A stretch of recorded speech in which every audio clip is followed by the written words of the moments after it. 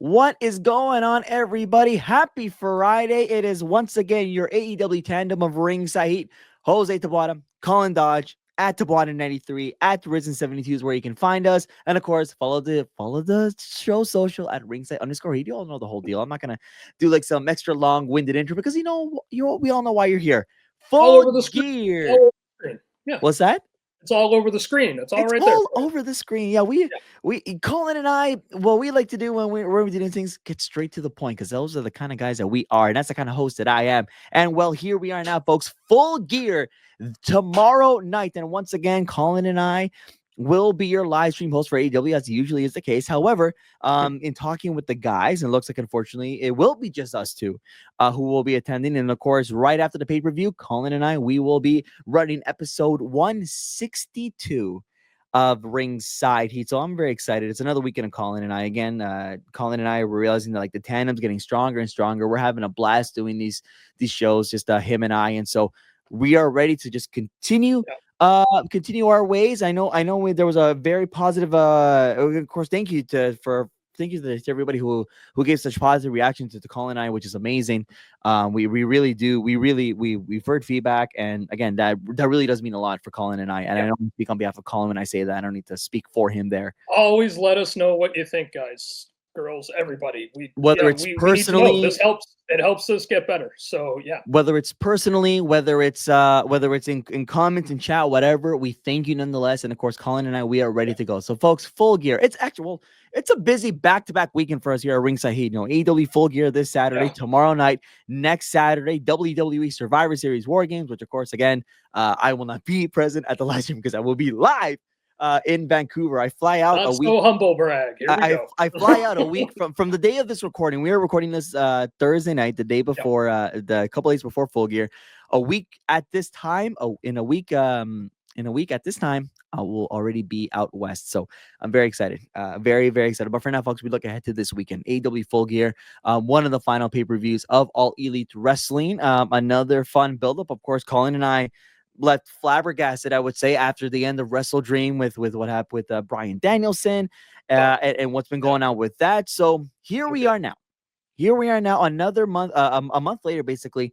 9 matches on the card, and we are ready to break this down and see what we got going on. And before we do break down your technically your 8 matches on the main card, I want to say this right now, and yes, I will speak on behalf of Colin, and I know I'm speaking on behalf of Colin when I say this. Okay. We don't need the Costco guys anywhere on our screen at all, but it is a pre-show match with Big Boom or whatever he does, with Big Justice. I don't even know who the heck that is. Taking out. I think that's his son. I first laid eyes on this gentleman when I watched Dynamite this week. I know absolutely nothing. Yes. He said he was a baseball fan, a Yankees fan. Yes, I don't watch baseball, so I'm completely in the dark about who this gentleman is. But no, you're right. It is his son because the special guest timekeeper is this other kid that has apparently also made their waves, known as the Rizzler, which is this little kid who puts on a little smirky face that says, "Hey, I'm available." It's weird. It's a kid, but they're taking it's a family affair. I love it. I don't know, but I'm not going to watch it, but it's great. But it's Big Boom. AJ taking on QT Marshall. All I'm gonna say it is like ironically with the caption "We're the best wrestle," sure, but I have also known for a fact, and maybe this is where I'm gonna get heat right off the bat with this preview episode. And Colin, maybe Colin's gonna back me up. I don't know. This could be the last episode we ever do together. Go ahead. Say what you're gonna say. How many times have AEW fans complained about celebrity usage in WWE or influencer usage in WWE?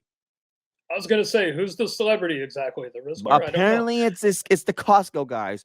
Boom. You know what? It's the prelim. Everybody's finding their seats. They're getting their drink, their adult beverage, or their unadult beverage. I don't know. Whatever. They're getting their stuff. They're getting their concessions sorted, and they're finding their seat. Hey, it's a prelim. It's okay. It's not hurting anybody. Well, Jericho's not getting bumped for these guys, so it's okay. Well, this will be a great time to announce that our live stream will start 7:45 Eastern, 4:45 Pacific here on Ringside Heat's YouTube and X channels. That is when we go live. So we, again, if this is the first time you're going to watch a live stream with us, and again, thank you for considering to tuning in with us. We skip the pre-show, we skip the prelims, as Colin just said, and we just stream 15 minutes before the start of the pay-per-view itself, which in this case will be 8 o'clock Eastern, 5 p.m. Pacific, is when Full Gear begins. So I just wanted to get that out of the way. Yeah. I think it has to be brought up. I don't know how we're going to react when we go on air tomorrow night, but it is what it is, I guess. Here we go. First match of note, MJF versus Roderick Strong. I know MJF has come back, quote unquote, strong. This sounds like a no-brainer. Colin, again, this is where we kind of piggyback off. I queue up Colin. Colin gives us the full details, and then we go from there. Colin, take it away. I mean, this is classic MJF. He's setting up side quests and stipulations for potential challengers to go through in order to face him. So it was a race between Roderick Strong and Adam number 2, Adam Cole, to get 3 wins, 3 straight wins. And Adam Cole failed, and Roderick Strong succeeded. So we're going to have MJF versus Roderick Strong. I mean, it's going to be a great match. Both are fantastic wrestlers.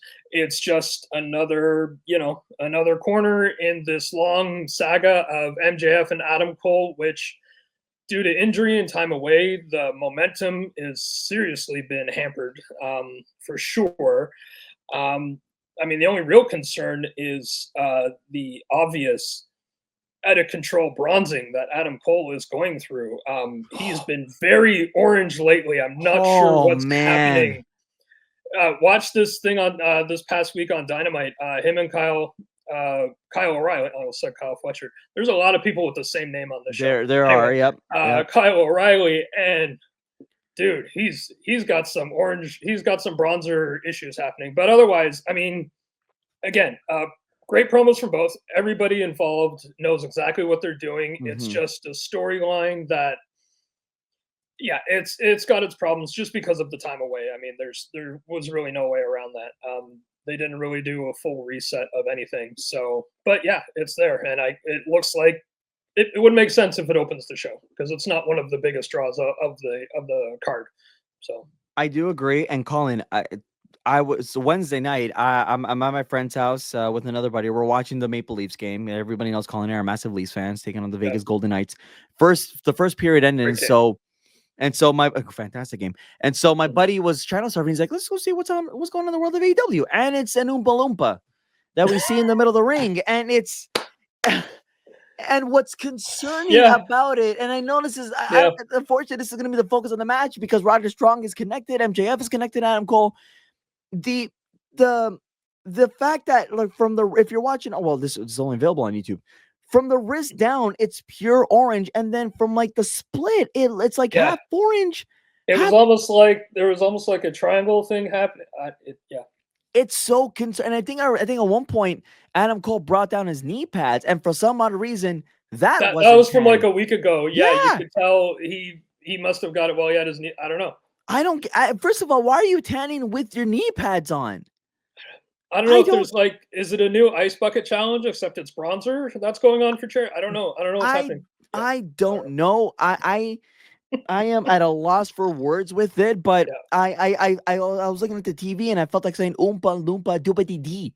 Like, that was just insane that the man is like. But if that's not the telltale sign that the story has lost its legs, because his bronzer is the topic, not the actual story that's happening in the rivalry. You got it. Yep. I have Adam Cole in my hands. Like, I don't know what to tell you. Maybe he lost a bet with Britt. I don't know, but yes. I don't know. Your guess is speculation. Your guess is as good as mine, Mr. Dodge. This next match has one of their competitors has really, like, kind of taken a step back from the main event scene after the whole catastrophe with needles and cinder blocks. Adam Page, Jay White. Colin? Well, it's going to be a great match. They both wrestle really well. To me, this rivalry is because there's nothing else for either of them to do.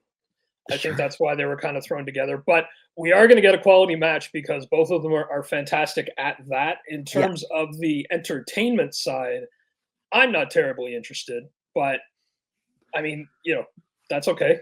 I don't have to be interested in every single match. No, So of course. it's going to be a good match, but yeah, I mean, it's happening. It's on the card. Yeah, it'll be good. But as the outcome, yeah, I don't know. I don't see what's in line for either of them after the fact either. So unless something new develops because of that, but Hangman doesn't even have the Dark Order with him, so it's not like we'll eventually get the Dark Order versus the what are they even called? Bullet Club guns, the guns people, the Gun Club. That's it. They're the Gun Club now. I said, Look, a lot of faction names to learn. yes. I've said this before on Ringside Heat, and I've said it to you, and again, like I've seen Jay White. I've said this many times, and I have no problems repeating it. I've seen Jay White. I do love his work. Like I said, selfishly, I did want him in the Federation. He didn't go to the Federation. By the Federation, of course, I mean the WWE. Before people ask, what's that? Actually, that could be that could be a thing where like a complete generation never knew that it was used to be called WWF. Where we now have people in our in this era that only knew it by WWE, which is scary. So people don't even know about the aggression era or beats me. But the point is, I'm fine with it. I know Adam Page. I've been up and down with Adam Page, especially with the whole brutality thing. But again, I know it's not everybody's cup of tea. Just wasn't my cup of tea. But I am excited for Jay White. I am excited for Jay White, and I'm excited to see where that goes. A four-way tag team match for the EW World Tag Team Championship. Private Party versus the Outrunners versus Kings of the Black Throne versus the Acclaimed. That is going to be a champions Private Party. Yes, properly. Thank crowned. you. Yes. I just remembered that yes, the Young Bucks did have the tag titles while when we were last together for Wrestle Dream, right? So they did. And of course, the Young Bucks did. Apparently, they stepped aside. They're going to step aside for a while. They're going to be off camera, and then they're going to come back at some point. I think I don't know if it's in 2025. I'm not sure with what's happening with. Well, they're not BCC anymore. They're now the Death Riders, which is a very cool name. With what's been happening, the power group of the Elites really didn't make sense. So the Elites is more or less gone. Jack Perry is still running around, and Okada shows up when he wants to, and when he needs to. So that's fine. I mean, they're both still doing well. But yeah, as far as the big bad elite, that's really not a thing anymore. It's now the Death Riders trying to take over. There we go. So yeah. There we go. There we go. But yeah, a much needed shot in the arm for the tag division. So I love Private Party as champions. The Outrunners are just, their gimmick is just pure 80s nonsense, which I don't care for too much, but I know everybody's absolutely loving it. So they're fun. They're a fun tag team, so that's good. Not everything has to be doom and gloom. So they're the fun ones. And then you've got Malachi Black and Brody King are in there, and I'm a big fan of the House of Black. A Malachi Black, who by the way, in the last couple of weeks on social media said, "I am with AEW. I am not going anywhere." Yeah, he retired and then he unretired. And yeah, Brody for context. For context. And then, just little social media fun. And then of course the Acclaimed. The separation of the Acclaimed is absolutely imminent, thanks to the Hurt Syndicate and MVP hanging around Max Caster. So that's coming anyway. But I see Private Party retaining. I mean, they just got it, but I think that's going to be a really fun match. A nice upset would be the Kings of the Black Throne. That's when they're called when there's just two of them. There's so many faction variations and faction names. I'm trying, man. Your guess is as good as mine, Colin. Again, this is the trying to educate you all. Yeah. Our tandem here when it comes to these AEW shows, it's Colin trying to teach me, and I'm just the guy that's willing and open to explore other options when I can or when I want to, rather. It basically comes down to, okay, I'll shut up now. Will Ospreay's here. Then, no, well, not. and then we have Jose's full attention. No, not just that, but again, I've been enjoying. Look, I've been enjoying since we've been doing these. Yeah. I've been enjoying going in once a month and see where we at in the company, and then go along from there. Like that's actually been entertaining, and because I think a part of me why I don't watch AEW on a regular basis is because there's already a lot. I mean, even now and then I don't even watch Raw and SmackDowns on a basis. Even though I'm going to Survivor Series next week. Yeah. But It's a lot of wrestling. If you it's just a watch lot. one promotion, it's a lot of wrestling every week. It's already Yeah. a lot. Yeah. So I'm liking that I do this once a month. And Yeah. what I'm trying to say, folks, is that I'm doing my part. You are. And I'm I doing commend my you for it. part. I I'm know doing. I'll be returning to WWE in January just because, well, I mean, it hurts my involvement on this show, of course. It's been a long time since I've watched regular. Thankfully, I have Netflix again, so it's super easy for me to do it. So we'll see how much buffering there actually is, and if we can actually get through Raw and SmackDown. Sorry, You beat and my. I was gonna say the same joke. I was gonna say the same joke, and you blew it. beat you to it. But so I don't know what I'm going to do come January when I've got all this wrestling to watch. I think my NHL 25 time is going to suffer, but we'll see. We'll see. Oh, I'm still gonna keep going. All hail Hutch. The AWTBS Championship, Mercedes Moné defends against Chris Statlander. Now, Yes. in the bits of Dynamite that I saw this past week, we got the STFU chance to Mercedes, which heal it up or not always the best of chance. But she is the longest reigning AWTBS champion going into this match. Colin, Yeah, I guess she is. does it continue, or do we have a new champion? I Good question, huh? think. All right, you know what? I think it continues because, first of all, uh, they kind of messed up exactly what Statlander was going to be this heel face thing when she last feuded with Willow Nightingale. They kind Mhm. of screwed up on what it is. So she's she's not exactly heel now. She's not exactly face. She's just the toughest nails competitor. So she still continues to take all challenges at any time. That's what her match was with Sheeta on Wednesday. It's like, yeah, why wait? We can just fight right now. And so that's great. So she's got her hard edge back, which is nice. However, on the go home show, basically, she got the better of Mercedes with Sheeta's help and, held the title over Mercedes' broken body, which basically tells you Mercedes is probably going to win Mhm. at Full Gear if we just look at the history of how wrestling shows are put together.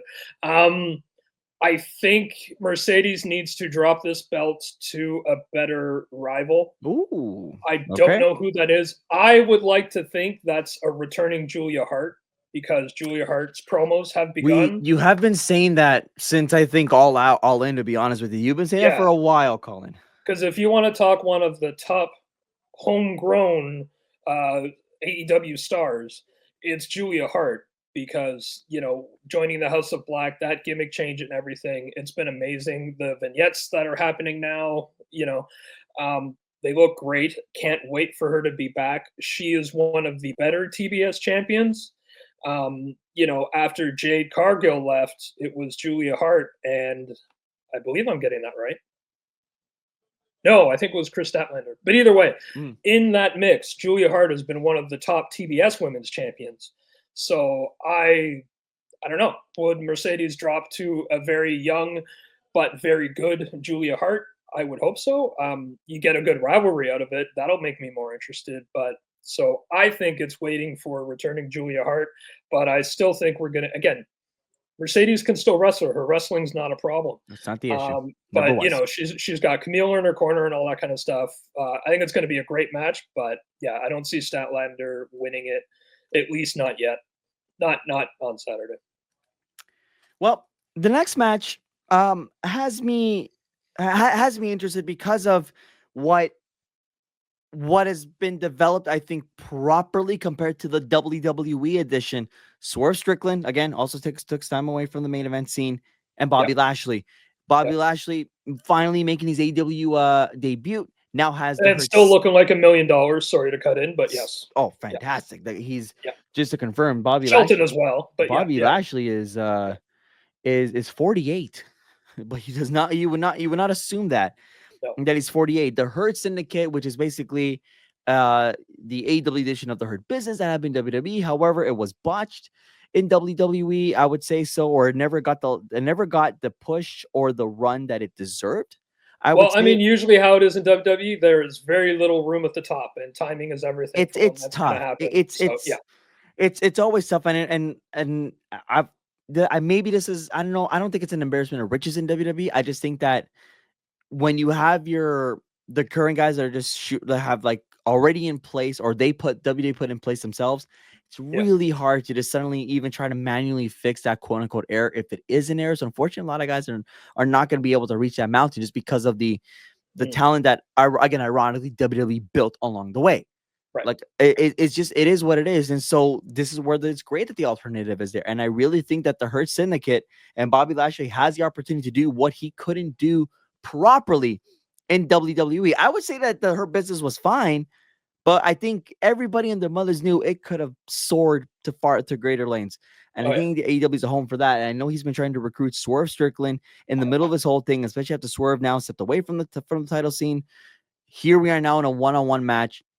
Colin, I think this is one that I kind of want to look forward to because of I'm just so intrigued as to what the Hurt Syndicate can finally do this time around if it's given the proper legs. Yeah, I mean, I can see either of them winning. If you look at the story, maybe they keep it honorable, and Bobby doesn't let anybody else interfere. Doesn't let Shelton or MVP interfere at all. Mm-hmm. I could see, of course, Bobby winning because he just showed up, and a loss isn't going to hurt Swerve I would at do that. all, I would also right? give Bobby the I because would do I that too. because I've seen too many Yeah, times, even in WWE, where you have these new up and comers, and or somebody that's like somebody new to the company, whether it's like a really well known talent from another company, they don't get their wins, and then they kind of stay stagnant moving forward, and right. it's happened way too many times, and you can't this is what has to happen in wrestling. If you're gonna bring somebody new in, you have to put them on a map. You have to put them on that pedestal, at least even if it's small, make them more known. Yeah. And this is the time for AEW to do that. Colin? Yeah.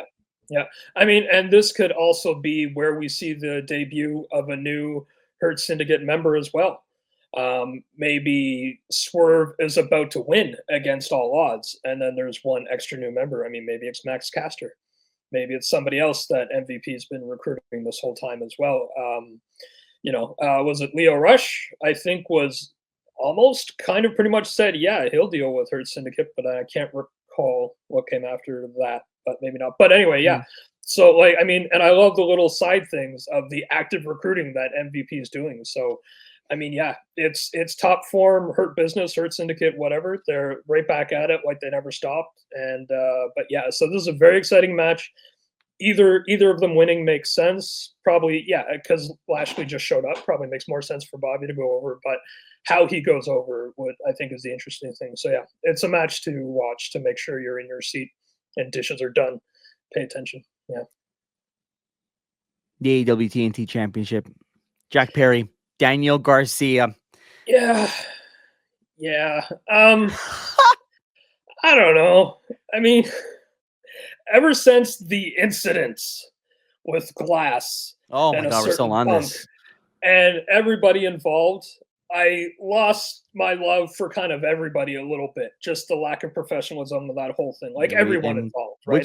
which Collins has said before. Colin has said Yeah, before. I'm not putting any of that on the shoulders of one person, right? No. Everybody made a bad choice and all of that nonsense, Yep. right? Yep. Yep. Yep. Yep. So that really did deflate my singles, my enjoyment of the singles push of Jack Perry. That said, he is doing great with it. Mm-hmm. And You continues know, to. I mean, you said like this. You said it's that Wrestle Dream, and here we are now, once again, a month yeah, later, and it's still going strong. it's still continuing. I mean, he's pretty much now the elite all on his own, and that's still fine. So that's fine. And then okay, Daniel Garcia is serious again. He's not dancing anymore. Okay, Daniel Garcia continues to not click for me. So, and it's where they've broken off. They're trying to, Daniel Garcia's gung ho, trying to save AEW from the Death Riders. But, oh, right, we're just going to sidetrack. I'm going to fight with Jack Perry over here now. Because, I mean, they were mad at the Yeah. Elite for not helping, and then the Elite left. I'm like, okay, so that doesn't matter now. Should you not be in Orange's corner right now? So it's this side quest that I'm like, yeah, sure, okay, why not? I guess we have to remember that belt is there. So that belt itself, I think, is now losing steam because it got lost in the big storylines. So And we are going to talk a lot about the Orange Cassidy situation because that's intriguing on its own. so good, but Um, yeah, my boy, my hero, my love, my everything, Will Ospreay, Kyle Fletcher. Well, that escalated to a whole new echelon right there. Yeah. Damn it, the hell! Stupid ass word.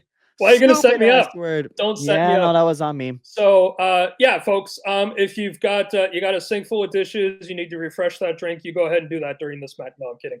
Of course not. It's will How relax. dare you, sir? Pick your How job. You're dare fine. you? You're fine. No, yeah, Will Ospreay versus Kyle Fletcher. Kyle Fletcher in full heel turn. He shaved his head. He's got some new tattoos. He's just, yeah, he's pure evil. He is 100% Don Callis family. He cost Osprey the title at Wrestle Dream, correct? Yep. Yes. And what else? Oh yeah, and they brought back, their former Aussie Open partner. They had that match, and a botched hidden blade put him right on his keister, and of course Konosuke got the win in that match. Takeshita looking as badass as ever. I'm surprised he's not on the card here, to tell you the truth. But yeah, that's okay. Save him for later. That's always good. But yeah, honestly, don't hate me. I think Kyle's got to win this. Kyle. I think so too. Because he just had a big gimmick change. Like he's got to do it. Ospreay can survive a loss. Oh, absolutely. Absolutely. There's no doubt about. And again, like that turn was significant. Again, that it's early to tell. Yeah. But yes, those type of moments could present a good pivot in their career. You have to ride on it, like we just said with the Hurt Syndicate. Excuse me. You have to let it ride. This is another example. I would also give it a Fletcher, and I again, like there are popular superstars. I get it, but for example, John Cena. How many people lost to John Cena when they could have got the bigger advantage after what they did? Yeah. Mark Henry's retirement and the salmon jacket. Bray Wyatt at WrestleMania 30. Yeah. Right? Super Cena to the rescue. Super Cena prevailed. Stuff like this is what you want to avoid just because they're the better popular name. Yeah. I think you're right. I think Fletcher would be that guy, should be that guy to take the win on Saturday. Yeah. And to be fair, I mean, Cena is one of the very few, less than 5 people that botched their cash in. And he also got squashed in a very late stage career match from The Undertaker. You know what I mean? So yes, Cena, I remember that. Yeah. Cena does know when to put somebody over too. You know what I mean? Just to be fair to John Cena. Well, so I know you're not attacking it, but just to throw that out. No. It's. I mean, I think even like there was a report. Like I remember Undertaker was in an interview and John and Vince had to tell Taker, listen, I want you to squash, and Taker didn't want it. And Cena's like, Taker was preparing for a full match. He trained for a match, not a squash. So it's it's stuff like that where like this shows, I guess, how selfless Cena really has been lately. But again, this is an AEW show. It's not a episode. It's not a WWE show. We could talk about that next week. Yeah, that's right. He's gonna retire his ass anyway. So yeah, screw him. All right, so the main event it's a short card, and I think this is obviously going to be the one that has the most legs. Yeah. Jon Moxley defending against Orange Cassidy.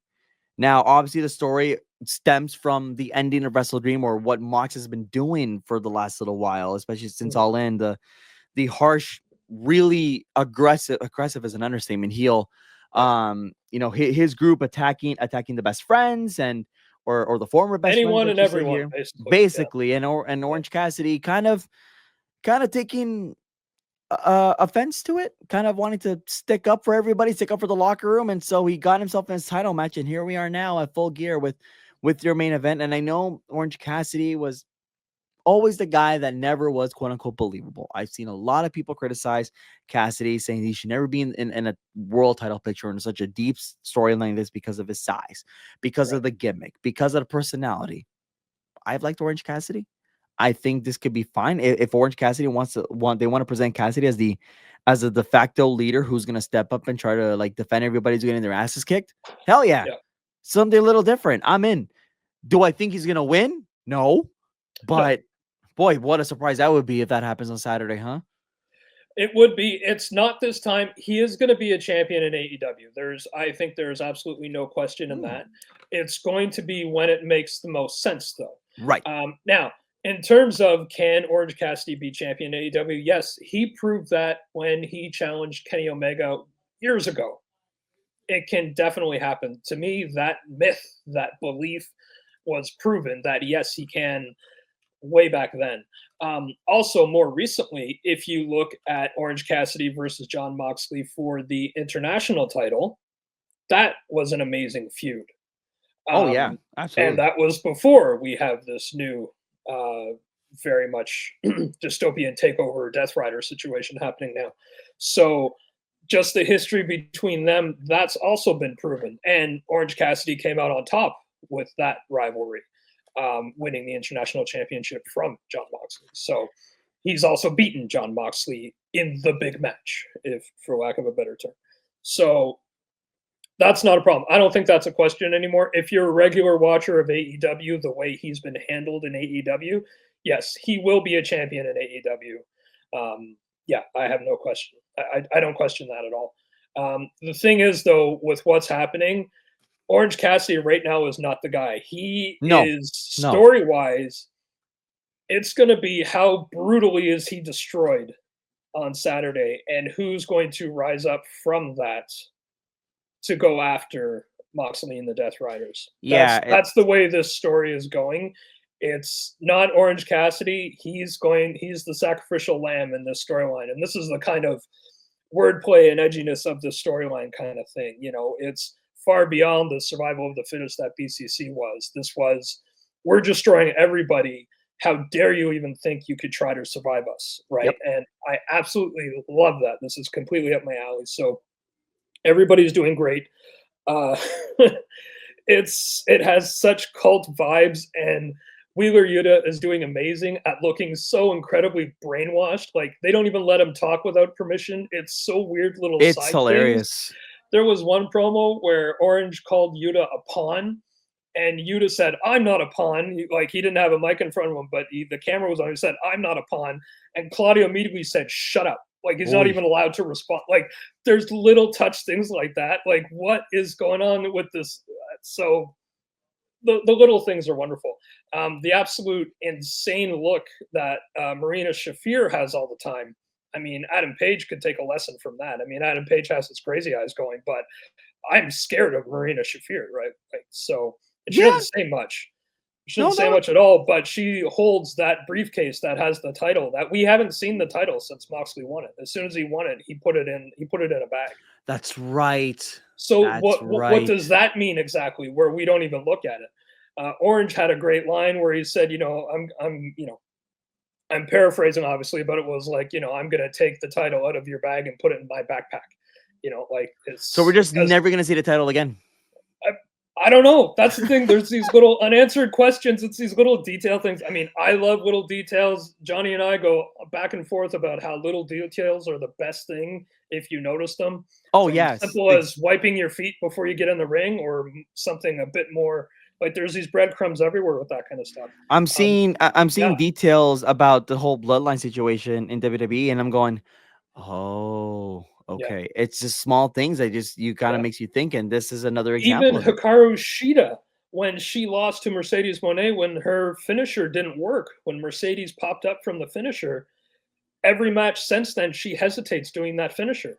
She's keeping that in her story, It just works. When you do stuff like right? that, the psychology is perfect. Yeah. Yeah. I It's mean, and perfect. I didn't notice that. They're pointing that out on the broadcast team. And I'm like, that's those little things. Like that's perfect. So yeah, there's tons of this little stuff that's happening right now. But yeah, Death Riders, Orange Cassidy, and whatever AEW originals are brave enough to go up against them. This could very well be, and I hope it is, a long form story that goes on well into 2025. Oh, it's going to. Yeah, It's not even up for debate. Like yeah, how I don't know how far it goes into 2025, but without a doubt, it sees the new year. yeah. Um, If it makes it all the way to Wembley, I mean, that would be amazing. If they can pull that off and do you he mean wait? keeps it to Wembley. Do you mean all in Texas?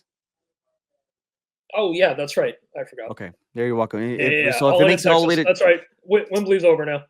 if it Yeah, makes yeah, it all the way to July 2025, in other words, because that is when the next all in will be yeah.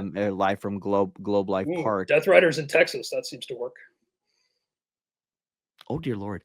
Well, that's really all that we have left, folks. Again, it's a short card. I know we had more to talk about with Wrestle Dream, but that's really it. And then obviously you're gonna get all of our reaction, all of our thoughts, and all of our jokes and whatever banter that we have between in the middle of the live stream. Again, and it starts the Saturday night at 7:45 Eastern, 4:45 Pacific is when Colin and I will go live on X and on YouTube to watch AEW Full Gear. And then right after the pay-per-view, Colin and I will be recording episode 162. And from the looks of it, again, it will just be Colin and I.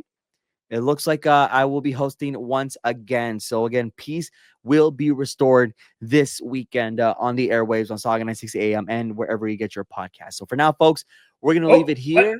Oh, I got to go into business for myself once again. I'm very Please do. selfish Oh, that yes, way. yes. Please do. Please. I have one final 12-hour stream for 2024 for Extra Life. Again, I have the best donors in the world. I've reached $425, which is my best year yet. This is my 7th year. I want to hit that 500. So the poll is already up. If you go to Risen72 on Twitter, I also put it up on Threads.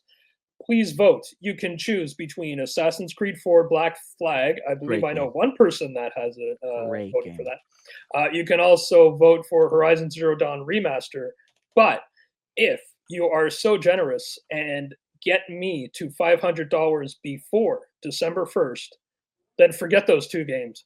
I'm going to do 12 more hours of Elden Ring. So it's up to you, folks. You decide what my final stream in December will be. It's probably going to be December 1st, but don't quote me on that just yet. But my final stream in December, 12 hours. Make the choice. Risen72 on Twitter, and there's a poll also on Threads. I'll be counting them both together.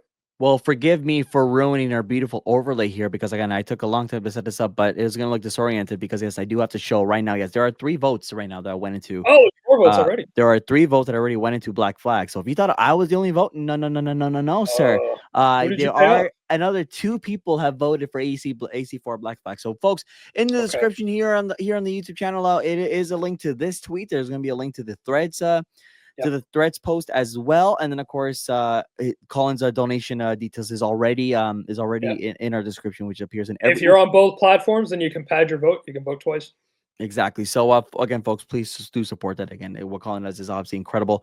And we here at Ringside, well, especially me, love to support Colin as much as we can. So again, that's happening in a couple of weeks. I think the week after Survivor Series, you said, right? Yeah, it'll probably be December 1st, but once the poll closes, I'll announce exactly. It'll be early December, though, because the closer we get to Christmas, the busier I'm going to get, of course, as will everybody. So, yeah. So, folks, that'll do it for us. That is Mr. Colin Dodge. You can find him on social media at Risen72. I am your guest host and host for the weekend, Jose Tabata. You can find me on social media at Tabata93. Follow the show at Ringside_Heat on all of our socials and wherever you get your podcasts, folks. We will see you tomorrow night. Take care, guys. See you for the stream. Big boom. God.